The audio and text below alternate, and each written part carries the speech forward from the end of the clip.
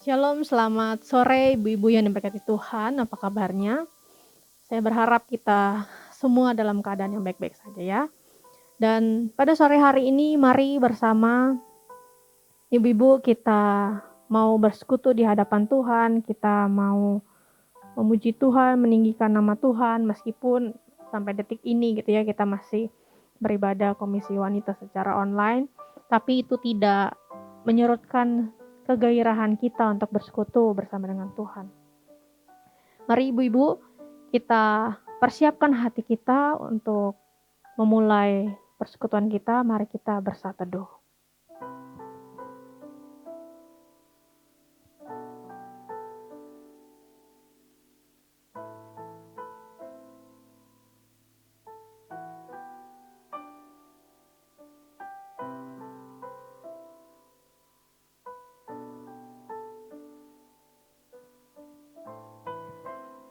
Ibu-ibu yang diberkati Tuhan, kita bersyukur gitu ya. Kita punya Allah yang selalu memberikan kasih setianya di dalam kehidupan kita. Dia tidak berubah, dia selalu konsisten memberikan kasih anugerahnya di dalam kehidupan kita. Dan biarlah kita sebagai umat percaya gitu ya, meresponi, mengungkapkan rasa syukur itu gitu ya, dengan memuji Tuhan, meninggikan nama Tuhan. Maka dari itu pada sore hari ini saya mengajak setiap kita untuk meninggikan, memujikan nama Tuhan, memuliakan nama Tuhan. Kita menaikkan pujian dari KPPK 15, Kupujimu Tuhan.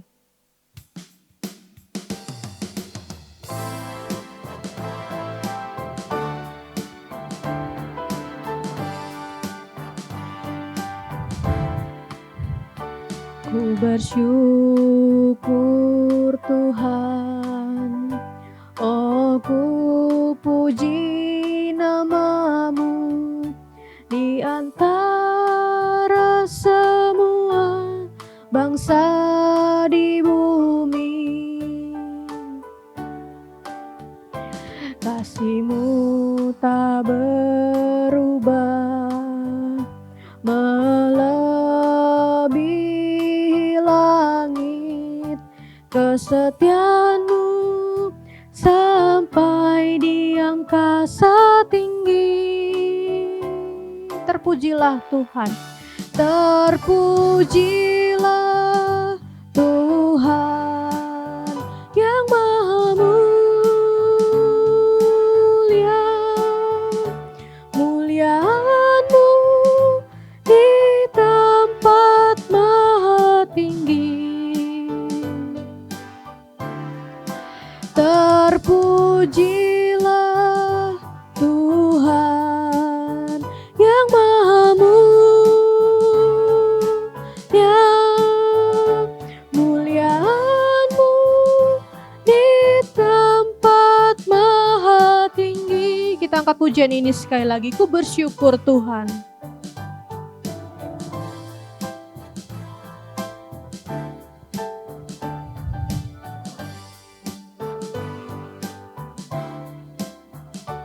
Ku bersyukur Tuhan, oh ku puji namamu di antara semua bangsa di bumi. Kasih-Mu tak berubah, melebihi langit, kesetiaan-Mu sampai di angkasa tinggi. Terpujilah Tuhan yang Maha Mulia. Muliaan-Mu di tempat maha tinggi. Terpujilah Tuhan yang Maha Mulia.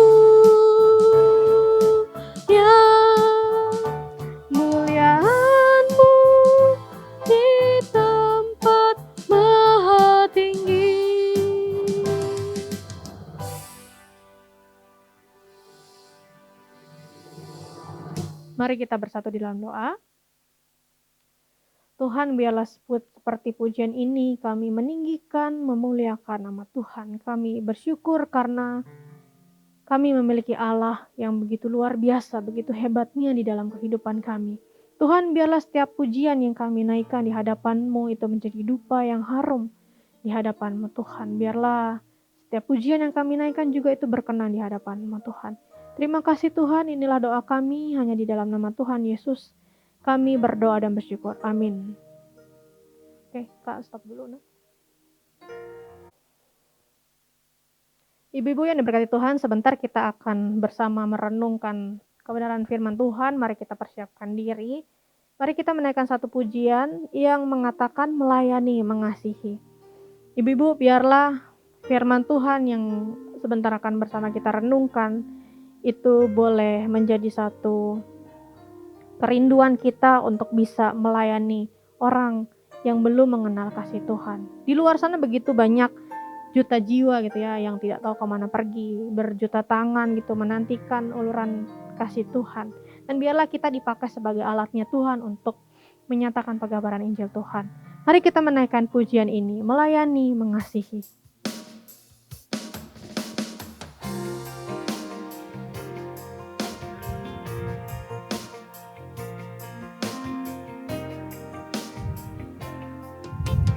Berjuta jiwa tak tahu kemana kan pergi, berjuta tangan terulur menantikan kasih. Oh Tuhan, jadikanlah hidupku alat kasih-Mu dan memuliakan-Mu seumur hidupku. Berjuta jiwa tak tahu kemana kan pergi, berjuta tangan terulur menantikan kasih. Oh Tuhan, jadikanlah hidupku alat kasih-Mu dan memuliakan-Mu seumur hidupku. Melayani, mengasihi, ku ingin lebih lagi. Melayani, mengasihi, ku ingin lebih lagi. Melayani, mengasihi, ku ingin lebih lagi. Melayani dan mengasihi-Mu. Melayani, mengasihi. Melayani, mengasihi, ku ingin lebih lagi. Melayani, mengasihi, ku ingin lebih lagi. Melayani, mengasihi, ku ingin lebih lagi. Melayani dan mengasihi-Mu.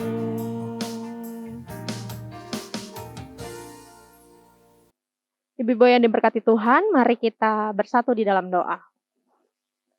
Tuhan, kami bersyukur untuk segala hal yang boleh Tuhan berikan di dalam kehidupan kami. Bahkan terlebih saat sore hari ini kami boleh bersama merenungkan kebenaran firman-Mu. Itu semua merupakan anugerah dan kasih Tuhan. Biarlah sepanjang perenungan ini kami boleh ditenangkan hatinya, kami boleh memiliki kerinduan yang besar untuk bersama merenungkan kebenaran firman Tuhan. Kiranya Tuhan, Kau boleh tolong hamba-Mu dan ibu-ibu yang mendengarkan, supaya firman Tuhan ini boleh tertanam dengan baik di hati dan pikiran kami, dan bahkan kami juga rindu kami boleh menjadi umat Tuhan yang berbuah, bertumbuh, semakin mengasihi Tuhan. Terima kasih Tuhan, inilah doa kami hanya di dalam nama Tuhan Yesus. Kami berdoa dan bersyukur. Amin. Ibu-ibu yang diberkati Tuhan, mari bersama kita membuka Alkitab kita yang terambil di dalam Kolose 1. Kolose 1 ayatnya yang ke-24 hingga ayatnya yang ke-29. Kolose 1 ayatnya yang ke-24 hingga ayatnya yang ke-29. Beginilah bunyi firman Tuhan. LAI memberi judul Pelayanan dan Penderitaan Paulus. Sekarang aku bersuka cita bahwa aku boleh menderita karena kamu dan menggenapkan dalam dagingku apa yang kurang pada penderitaan Kristus untuk tubuhnya, yaitu jemaat. Aku telah menjadi pelayan jemaat itu sesuai dengan tugas yang dipercayakan Allah kepadaku untuk meneruskan firman-Nya dengan sepenuhnya kepada kamu, yaitu rahasia yang tersembunyi dari abad ke abad dan dari turunan ke turunan, tetapi yang sekarang dinyatakan kepada orang-orang kudus-Nya. Kepada mereka Allah mau memberitahukan betapa kaya dan mulianya rahasia itu di antara bangsa-bangsa lain, yaitu Kristus ada di tengah-tengah kamu, Kristus yang adalah pengharapan akan kemuliaan. Dialah yang kami beritakan, apabila tiap-tiap orang kami nasihati dan tiap-tiap orang kami ajari dalam segala hikmat, untuk memimpin tiap-tiap orang kepada kesempurnaan dalam Kristus. Ayat yang terakhir, itulah yang kuusahakan dan pergumulkan dengan segala tenaga sesuai dengan kuasa-Nya yang bekerja dengan kuat di dalam aku. Ibu-ibu yang diberkati Tuhan, berbahagialah setiap kita yang bukan hanya membaca gitu ya, mendengarkan, bahkan kita punya kerinduan untuk melakukan kebenaran firman Tuhan. Ibu-ibu yang diberkati Tuhan, pada sore hari ini kita bersama merenungkan kebenaran firman Tuhan yang bertema tentang rahasia gitu ya, rahasia yang tersembunyi. Ibu-ibu yang diberkati Tuhan, berbicara mengenai rahasia, namanya juga rahasia gitu ya, pastinya sesuatu yang kita ini nggak pengen orang lain itu tahu. Kalaupun gitu ya, kalaupun ditahu oleh orang lain, itu pun ditaunya oleh orang-orang yang kita percaya gitu ya. Orang-orang yang dekat dengan kita, yang kita yakini dia itu bisa menjaga rahasia kita. Begitu ya, itu namanya rahasia. Karena kita nggak pengen gitu apa yang kita simpan, kita kasih tahu ke orang, itu diungkapkan ke orang lain gitu ya. Bahkan mungkin bisa jadi viral atau bagaimana gitu ya. Jadi kita pengen sesuatu yang rahasia itu tidak diketahui oleh orang lain. Ibu-ibu belakangan ini gitu ya, di sosmed saya, di sosial media saya gitu ya, di kalangan anak muda gitu, sering banget muncul kata-kata seperti ini, in public versus in private gitu ya. Jadi kalau di publik itu di tempat ramai, di tempat umum, atau waktu lagi bersama dengan orang, versus in private gitu ya, berarti privat waktu dia sendiri, entah di rumah atau di kamarnya. Jadi misalnya begini, di publik gitu ya, di publik anak ini gitu, orang ini bisa aja gitu ya tampak ceria, bisa ngebaur dengan orang lain, tetapi ketika di privat gitu ya, di privat dia tuh orang yang benar-benar diam sekali gitu ya. Bahkan dia bisa jadi orang yang benar-benar antisosial gitu. Jadi di publik dengan di privat itu berbanding terbalik gitu ya, berbanding terbalik antara di publik berbanding terbalik dengan ketika orang ini di zona privatnya. Jadi ibu-ibu, saya melihat bahwa banyak orang gitu ya, banyak orang dari sosial media itu pun saya juga bisa melihat memang ada hal-hal yang orang itu nggak pengen dia bagikan ke orang lain. Jadi orang itu punya rahasia-rahasia yang mereka keep sendiri. Diceritakan ke orang lain pun, kalaupun itu rahasia gitu ya, kalau kita bercerita ke orang lain, biasanya orang akan bilang begini, jangan diceritain ke siapa-siapa ya. Biasa kan muncul kalimat-kalimat seperti itu ya. Nah itu udah jadi clue gitu ya, bahwa sesuatu yang saya ceritakan atau orang itu ceritakan mungkin gitu ya, nggak boleh diketahui oleh orang lain, alias rahasia gitu ya. Dan biasanya rahasia itu ya, sesuatu yang dirahasiakan itu adalah hal-hal yang tanda kutip tidak baik. Misalnya keburukan seseorang, aib seseorang, hal-hal yang biasanya bersifat kontroversial gitu ya.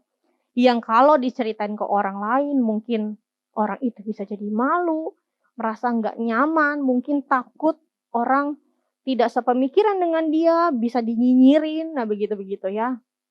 Jadi hal-hal seperti itu yang biasanya dirahasiakan oleh orang. Tapi jarang gitu ya, jarang kita melihat orang yang merahasiakan sesuatu yang baik. Jadi biasanya orang merahasiakan itu sesuatu yang tidak baik. Dan biasanya kejadian-kejadian yang baik gitu, kejadian-kejadian yang menyenangkan itu orang cenderung ingin menceritakan ke orang lain gitu ya, menceritakan ke publik. Nah, berbeda dengan yang namanya rahasia. Jadi seperti itu.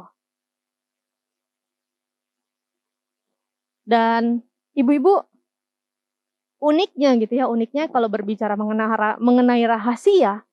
Nah, ayat yang barusan saja kita baca di Alkitab ini, Rasul Paulus itu mengatakan ada yang namanya rahasia tersembunyi.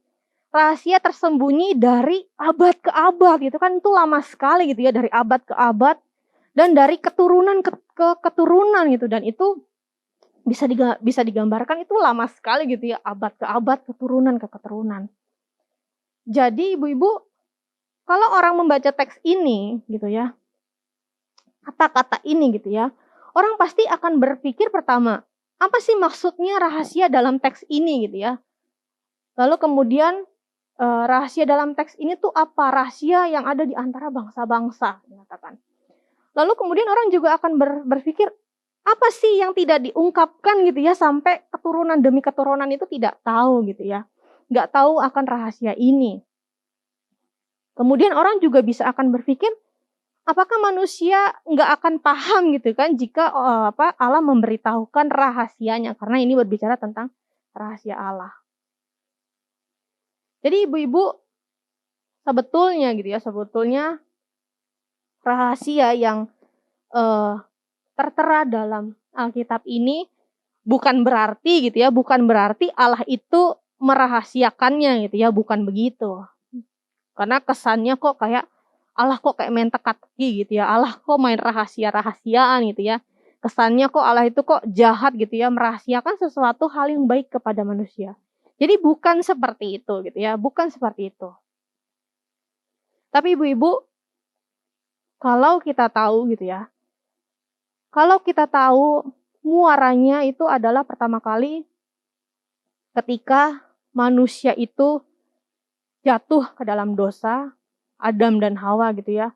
Maka relasi Allah dengan manusia itu kan terputus.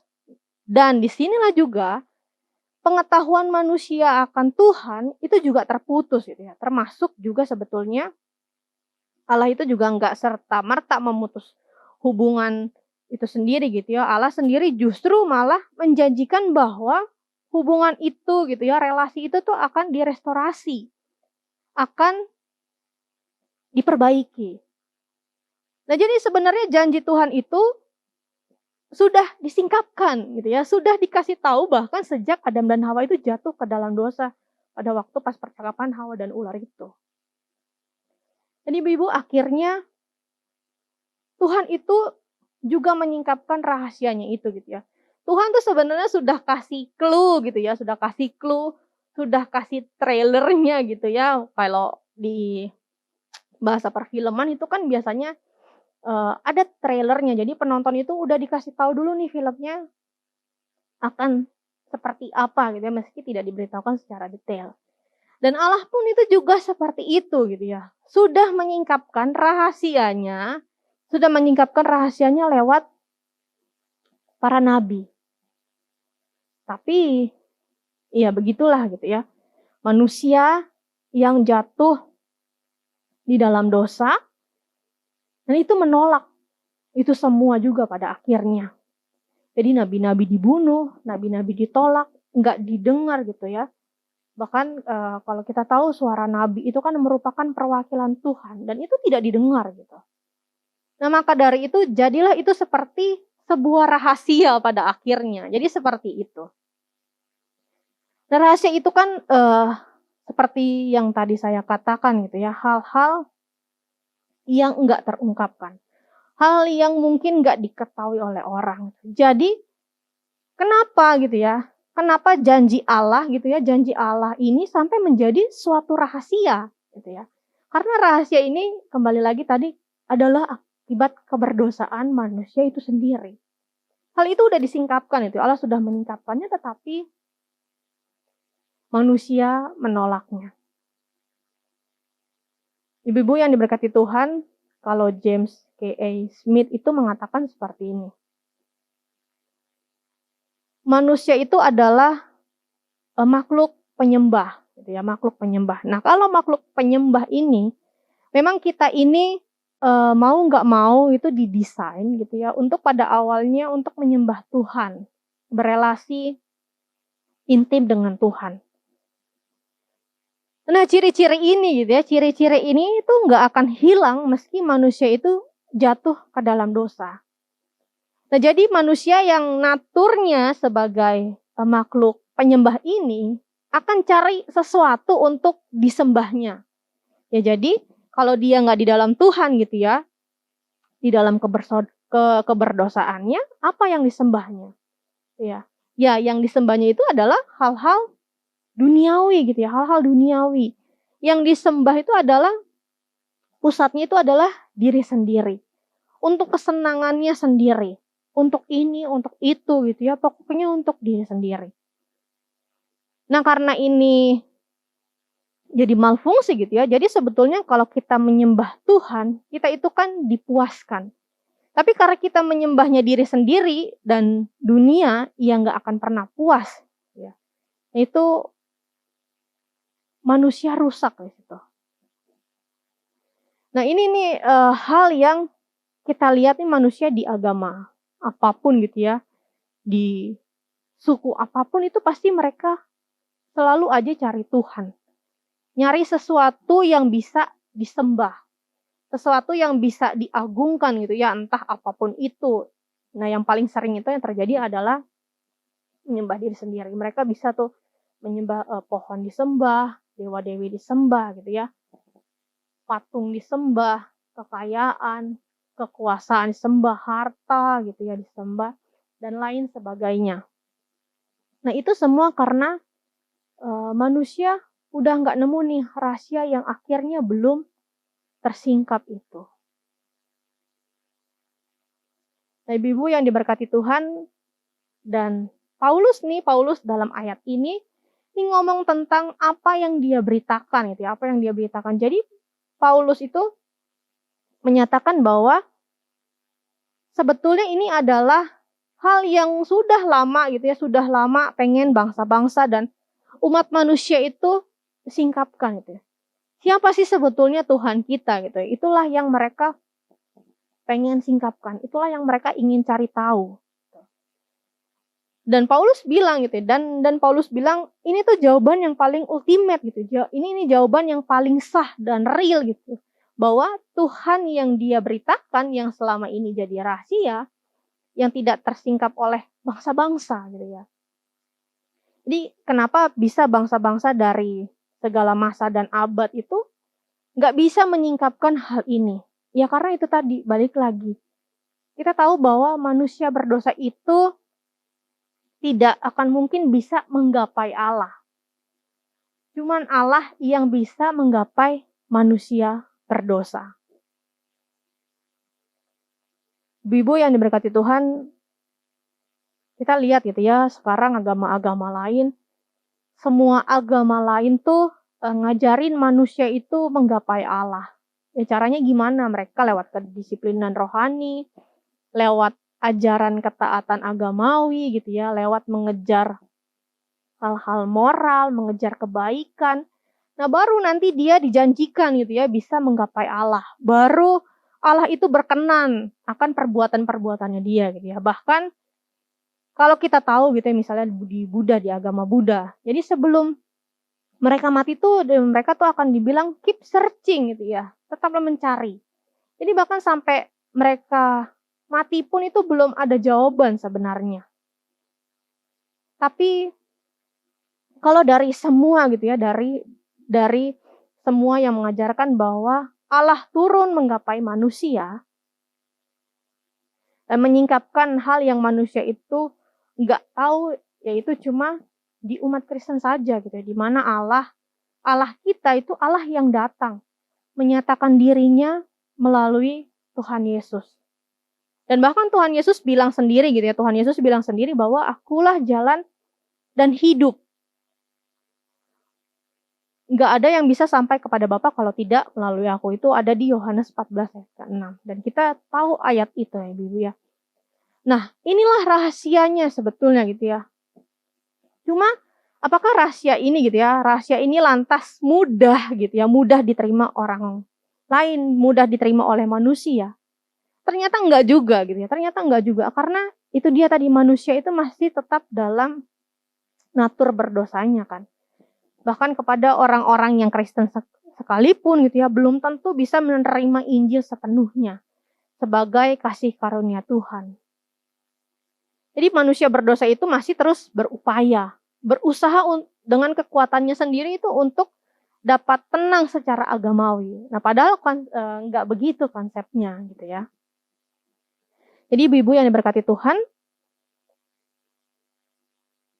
jadi itu yang akhirnya Paulus bicarakan tentang penderitaan gitu ya di awal ayat ini gitu ya. Bahkan LAI memberikan judul di dalam sini tuh pelayanan dan penderitaan Paulus. Jadi LAI cocok gitu ya memberikan judul penderitaan dan pelayanan Paulus karena memang mengungkapkan gitu ya, mengungkapkan suatu rahasia yang besar ini gitu ya akan janji Allah itu memang nggak mudah gitu ya.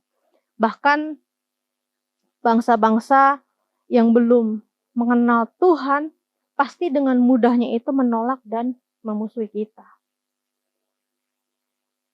Sama makanya Paulus ini dia merefernya itu mengacunya pada penderitaan Kristus seperti di awal ayat ini. Dibilang di awal ayat ini saya bacakan gitu ya. Sekarang aku bersukacita bahwa aku boleh menderita karena kamu gitu ya. Jadi ibu-ibu di sini dia dibilang menggenapkan apa yang ada di ayat selanjutnya. Dan menggenapkan dalam dagingku apa yang kurang pada penderitaan Kristus untuk tubuhnya yaitu jemaat. Jadi di awal ini kan dia bilang menggenapkan dalam dagingku apa yang kurang pada penderitaan Kristus. Nah, ibu-ibu yang dikasih Tuhan sebetulnya gitu ya, sebetulnya kata kurang di sini gitu kan dikatakan menggenapkan dalam dagingku apa yang kurang pada penderitaan Kristus. Jadi kata kurang di sini bukan berarti mengacu pada penderitaan Tuhan Yesus, penderitaan Kristus di atas kayu salib itu kurang gitu ya. Bukan, jadi bukan seperti itu. Jadi penderitaan Kristus di kayu salib itu kan sudah sempurna gitu ya, perfect banget, udah bagus gitu ya. Tapi kata kurang di sini gitu ya, kata kurang di ayat ini itu mengacu pada kontinuitas, kelanjutan dari akan pengambilan Injil. Jadi memang bukan tujuannya Allah menderita di kayu salib, udah berhenti sampai situ saja gitu ya. Tetapi penderitaan yang Tuhan Yesus alami di kayu salib itu harus digenapkan memang melalui juga penderitaan-penderitaan kita waktu kita membangun jemaat Tuhan di bumi ini. Jadi ibu-ibu sekarang gitu ya di ayat 24. Ini dikatakan, Paulus mengatakan, sekarang aku bersukacita bahwa aku boleh menderita karena kamu.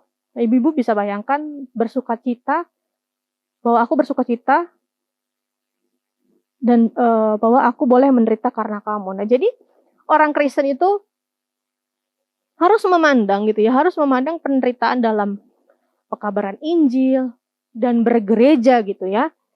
Itu tuh sebagai satu sukacita gitu, satu sukacita karena kita mengalami apa yang Tuhan Yesus alami, yaitu penderitaan itu.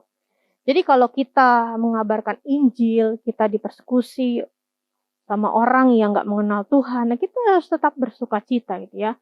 Bersyukur karena ini merupakan panggilan nyata gitu ya, suatu nyata panggilan Tuhan. Dan kita tuh nggak main-main gitu ya, karena ini sebuah rahasia yang besar yang mau kita singkapkan gitu ya. Yang memang jadinya kita nggak jadi gampangan juga dalam pelayanan. Jadi ibu-ibu kalau kita minta gitu ke Tuhan, Tuhan aku minta pelayanan yang gampang gitu ya. Nah itu berarti kita sebenarnya sedang mengekskludkan diri kita atau mengeluarkan diri kita dari penderitaan Kristus. Makanya kebanyakan orang gitu ya, kebanyakan orang kalau kita ke gereja itu carinya ya enak-enaknya aja gitu. wah enak gereja ini nggak ribut gitu. Ya puji Tuhan gerejanya nggak ribut. Tapi masa iya gereja gereja yang tidak ribut pun masa tidak ada kesulitannya gitu ya. Tapi bukan berarti gereja boleh ribut juga gitu ya, bukan bukan seperti itu gitu ya. Tapi kalau misalkan dalam pelayanan itu sendiri gitu ya, kita bergumul dengan orang-orang yang masih di dalam kedagingan dirinya sendiri, dalam dosa gitu ya. Nah, kita harus melihat setiap penderitaan itu mengacu kepada penderitaan Kristus. Kristus yang mati buat kita itu tidak akan sempurna kalau kita masih di dalam dosa. Nah, jadi di ayat 24 ini kuncinya itu adalah penderitaan Kristus itu untuk tubuhnya, yaitu jemaat Tuhan. Nah, ibu-ibu yang diberkati Tuhan, di komisi wanita gitu ya, khususnya di komisi ini pasti kita juga ada struggle-nya gitu ya. Ada juga kesulitan-kesulitannya di dalam komisi wanita ini. Kita ngomong sederhana dan paling seringnya itu adalah relasi kita di dalam bergereja gitu ya. Pastikan ada kita cocok nggak cocoknya dengan orang lain. Ada kita kenal mungkin seseorang yang mungkin belum benar-benar mengikut Tuhan, belum benar-benar dewasa rohani. Nah, mungkin diri kita ini juga berbagian di dalamnya. Nah, tapi kita juga harus ingat gitu ya, ada hal besar dari itu semua, yaitu hal Kristus itu sendiri. Nah, ibu-ibu, pertanyaannya adalah, mau nggak kita ini berbagian dalam penderitaan Kristus gitu ya. Melayani itu pasti ada penderitaannya, tapi justru melalui penderitaan itulah ada sukacita gitu ya. Ini hal yang memang sulit diterima oleh dunia gitu ya, konsep seperti ini. Gimana kok dalam penderitaan ada sukacita gitu ya. Tetapi orang yang hidup di dalam Kristus dan Kristus ada di dalam dia gitu ya, hidup di dalam dia. Dan di dalam penderitaan itu dia bisa dapat penghiburan dari Roh Kudus. Dapat kekuatan dari Roh Kudus. Nah, hati dia ini memandang kepada kayu salib. Nah, seringkali orang seperti ini tuh merasa nggak ada apa-apanya dibandingkan dengan apa yang Tuhan Yesus rasakan. Jadi ibu-ibu yang berkati Tuhan, kalau kita bergereja gitu, jangan cuma cari enaknya aja gitu ya, tapi juga harus siap akan hal-hal yang memang nggak mengenakan, memberatkan, bahkan mungkin kita bisa bilang penderitaan. Jadi kalaupun ada terjadi hal itu gitu ya, penderitaan, jangan juga langsung ngejudge bahwa ini kebobrokan suatu gereja, bukan. Ya memang kita harus selalu introspeksi gitu ya akan gereja kita, komisi kita, dan berusaha gereja ini semakin baik. Tetapi dalam proses-prosesnya itu ya kita harus terbuka dan siap menderita. Jadi intinya memang di dalam perikop ini ajakan untuk menderita. Jadi ada satu teolog yang mati di tangan Nazi gitu ya, Dietrich Bonhoeffer, dia bilang seperti ini. Panggilan Kristus itu adalah panggilan kematian gitu ya. Dia mengatakan seperti itu. Panggilan Kristus itu adalah panggilan kematian. Tapi kok anehnya gitu ya, dia tahu bahwa panggilan melayani Tuhan itu adalah kematian, tetapi kenapa Bonhoeffer ini malah senang gitu ya, malah senang. Kok dia malah mau melayani Tuhan yang dia tahu ujung-ujungnya mungkin dia akan mati gitu ya. Kok dia mau gitu ya untuk berujung pada kematian itu. Karena dia merasa kematian itu pun gak ada harganya dibandingkan dengan penderitaan Kristus di dalam dirinya. Ibu yang diberkati Tuhan, lalu bagaimana dengan kita ini? Penderitaan juga itu pun bukan seperti ini gitu. Kita menderita karena punya utang, terus kita merasa hidup kita jadi sulit gitu ya. Karena kita ngutang bukan sesuatu untuk hal yang produktif atau kita ngutang misalnya hanya untuk gaya hidup terus kita menderita gitu ya. Lantas jangan bilang kita menderita karena Kristus ya. Tapi kita bisa melihat, coba kita lihat kita ini menderita karena apa gitu ya. Misalkan di gereja kita nggak mau jadi dewasa rohani. Kita masih juga lebih nurutin emosi kita, kedagingan kita. Nah, akhirnya kita banyak dimusuhi orang dan kita merasa kita menderita bergereja gitu, kita nggak punya teman. Nah, itu apakah juga bisa dikatakan menderita demi Kristus? Nah, bukan juga gitu ya. Jadi, dua hal ini tuh bukan yang dikatakan menderita demi Kristus. Nah, yang dikatakan menderita demi Kristus itu adalah berkaitan dengan bagaimana pemberitaan Injil terkait dengan gereja Tuhan gitu ya. Nah, itu sebetulnya. Nah, ibu-ibu yang dikasih Tuhan, mau nggak kita mengikut Tuhan menderita demi Kristus? Atau karena kita sudah tahu gitu ya susahnya mengabarkan Injil, jadi kita nggak mau menderita. Nah, ibu-ibu, kita bisa mulai dari komisi kita gitu ya, gereja kita ini. Kita bisa lihat gitu ya, misalkan di komisi wanita ini kan sering muncul terhubung dengan banyak orang. Nah, apa pandangan mereka tentang kita gitu ya? Apakah pandangan mereka yang tercetus adalah, ibu-ibu mah tukang ngomel-ngomel doang, misalnya gitu ya, ataupun ngeributin hal-hal yang bukan mengacu pada Injil itu sendiri, lebih mentingin kepada selera. Nah, itu kan juga nggak bagus gitu ya. Jadi jangan sampai kita beranggapan kita sudah menderita nih karena mengikut Kristus, tapi bukan seperti itu penderitaan yang Tuhan Yesus maksudkan. Jadi sebenarnya gereja itu ingin mengenal kita sebagai komisi wanita yang ini loh, ibu-ibunya adalah orang-orang yang sabar, ibu-ibu yang isinya adalah ibu-ibu yang berhikmat, bisa memberikan nilai-nilai kebenaran Tuhan buat gereja ini. Nah, hal-hal itulah yang diharapkan gereja dari komisi wanita ini. Nah, ibu-ibu, di ayat terakhir ini pun Paulus mengatakan gitu ya, di ayat 29, itulah yang kuusahakan dan kupergumulkan dengan segala tenaga sesuai dengan kuasanya yang bekerja dengan kuat di dalam aku.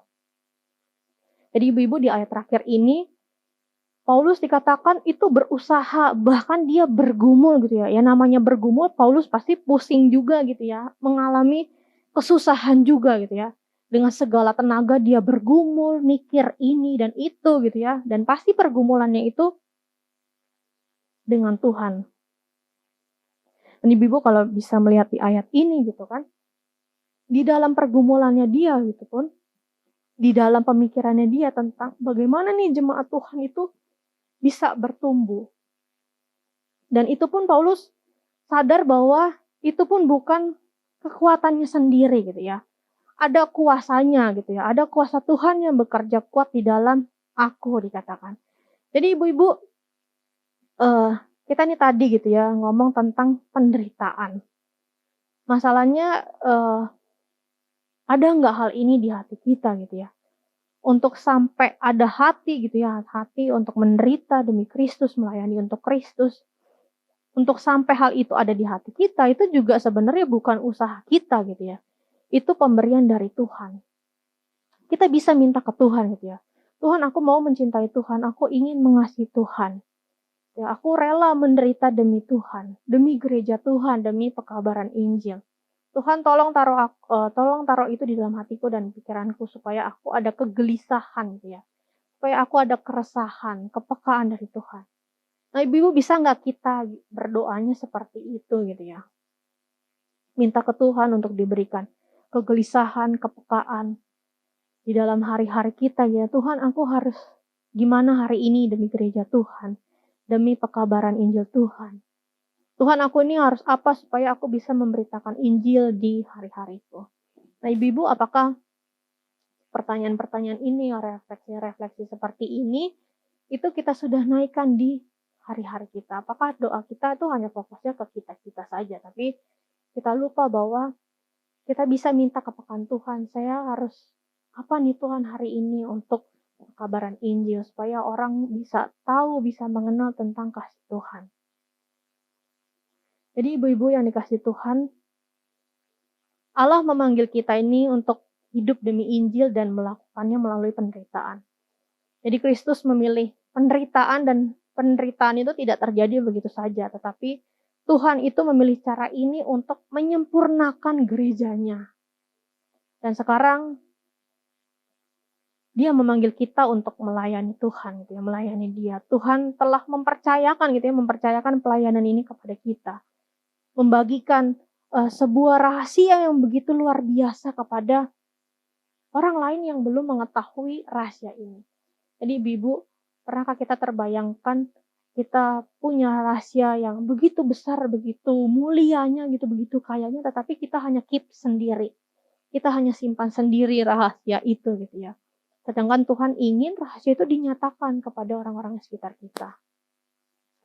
Jadi ibu-ibu yang dikasih Tuhan, kita ini sebagai umat Tuhan itu dipercayakan gitu ya, dipercayakan untuk meneruskan firman-Nya. Dan itu semua kembali ke diri kita.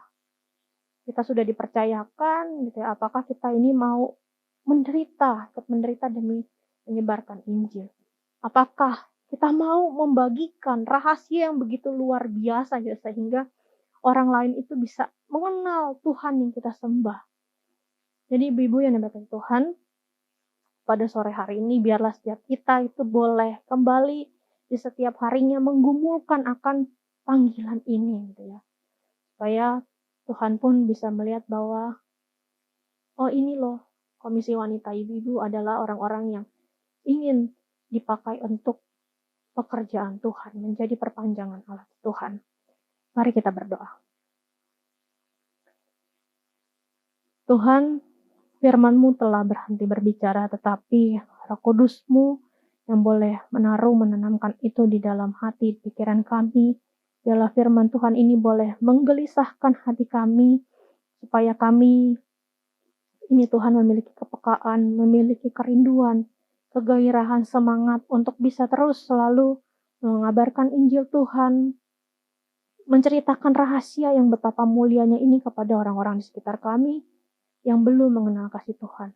Tuhan, biarlah itu menjadi kerinduan kami, tertanam dengan baik di hati dan pikiran kami, dan kami boleh melakukannya itu dalam kehidupan kami hari lepas hari. Tuhan, biarlah kami juga memiliki mental yang siap menderita demi pekabaran Injil, demi memperluas pelayanan firman Tuhan bagi gereja Tuhan di bumi ini Tuhan. Dan biarlah Engkau juga boleh berkati setiap pribadi kami, biarlah Engkau boleh memampukan kami, terus memberikan kami sukacita dan semangat dalam memberitakan pekabaran Injil ini Tuhan. Terima kasih Tuhan, inilah doa kami, hanya di dalam nama Tuhan Yesus, kami berdoa dan bersyukur. Amin. Ibu-ibu yang diberkati Tuhan, tiba saatnya kita memberikan persembahan sebagai rasa ungkapan syukur kita kepada Tuhan. Ibu-ibu, persembahan bisa ditransfer ke rekening yang telah tertera, ataupun juga bisa dikumpulkan dan nanti kemudian dibawa gereja dan diberikan pada hamba Tuhan di jam kantor. Mari ibu-ibu, kita menaikkan pujian dari KPPK 51, Ku mau serahkan semua milikku.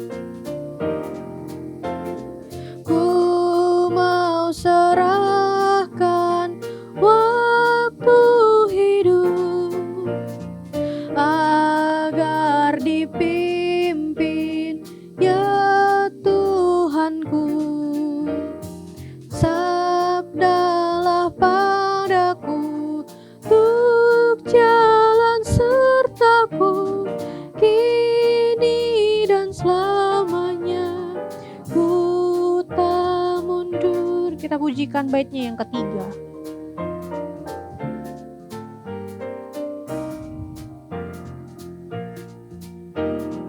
Ku mau serahkan semua harta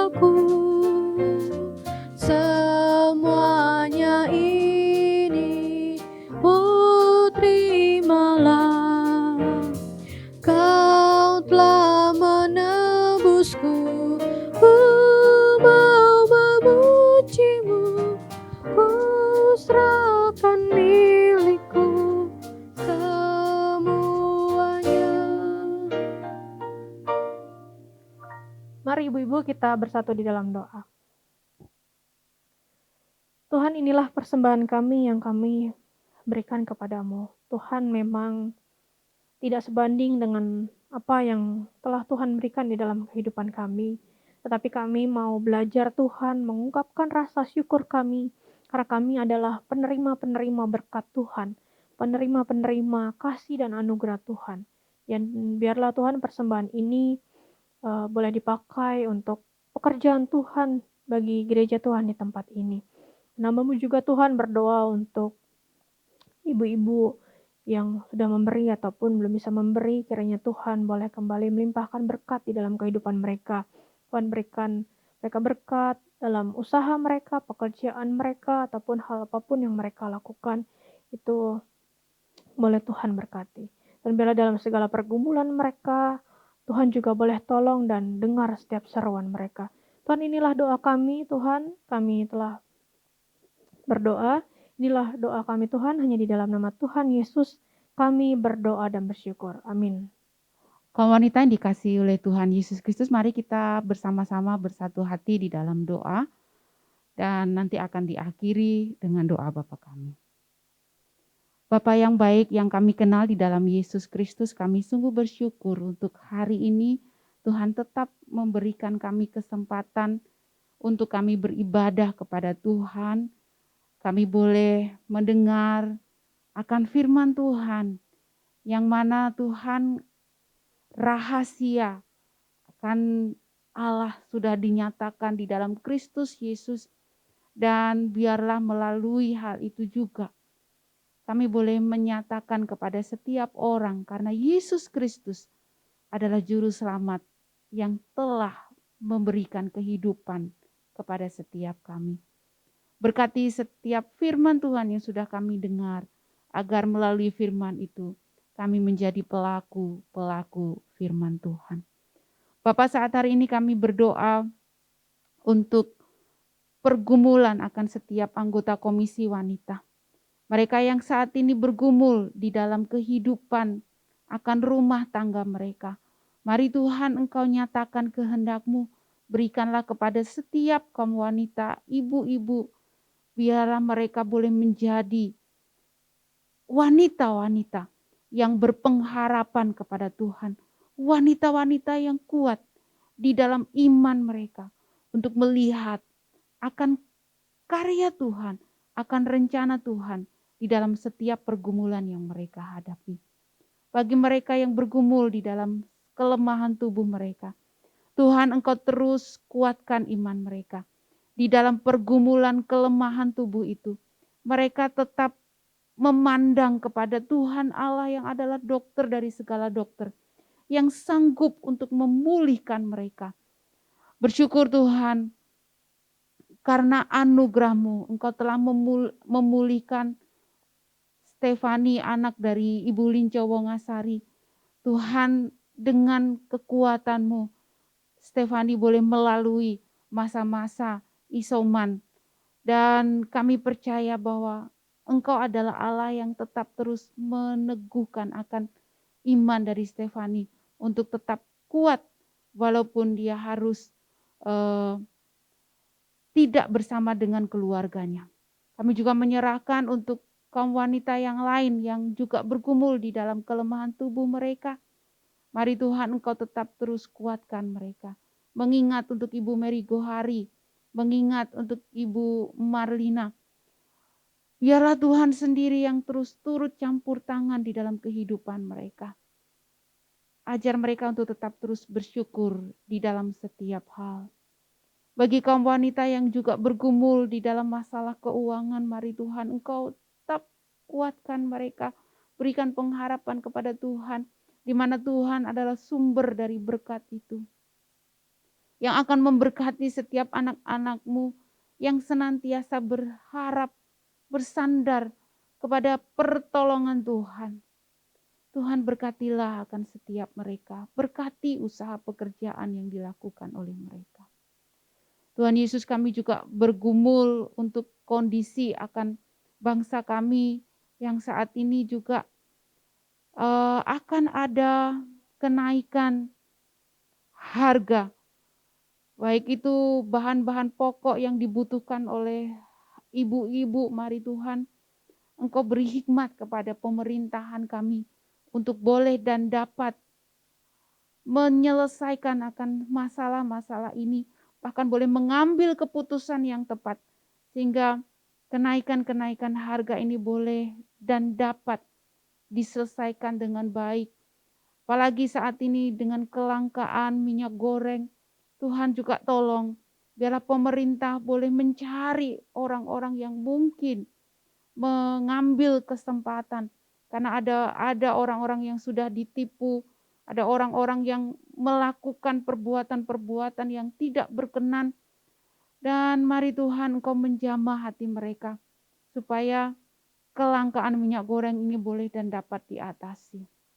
Kami juga menyerahkan Tuhan untuk kondisi akan bangsa kami di dalam masa-masa pandemi ini. Mari Tuhan Engkau juga menolong pemerintah untuk tetap terus mengedukasi dengan baik akan protokol kesehatan ini.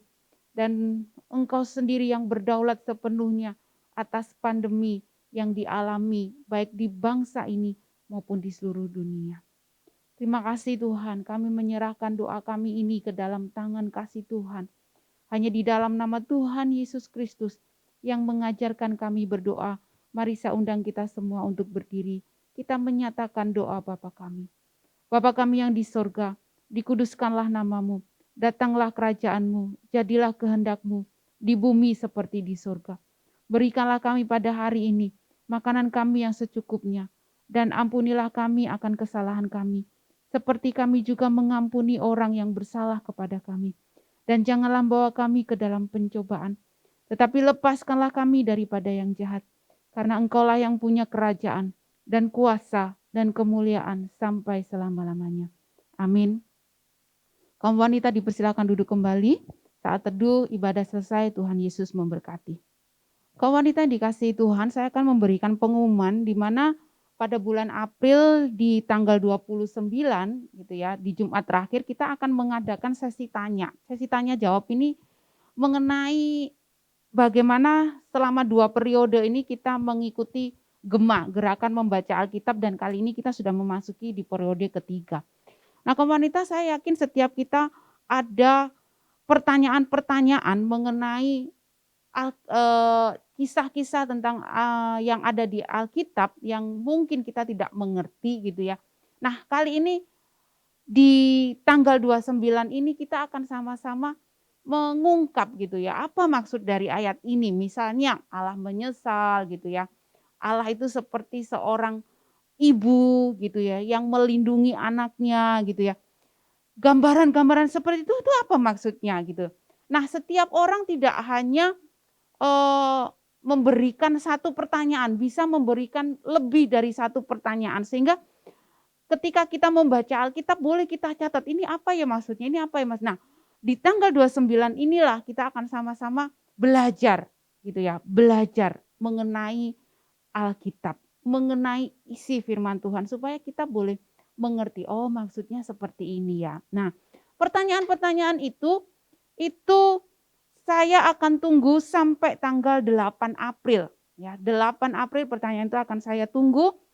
Kirim di nomor 0821 888 54466. Kirim di WA 0821 888 54466. Nah, saya tunggu. Sampai jumpa. Tuhan Yesus memberkati.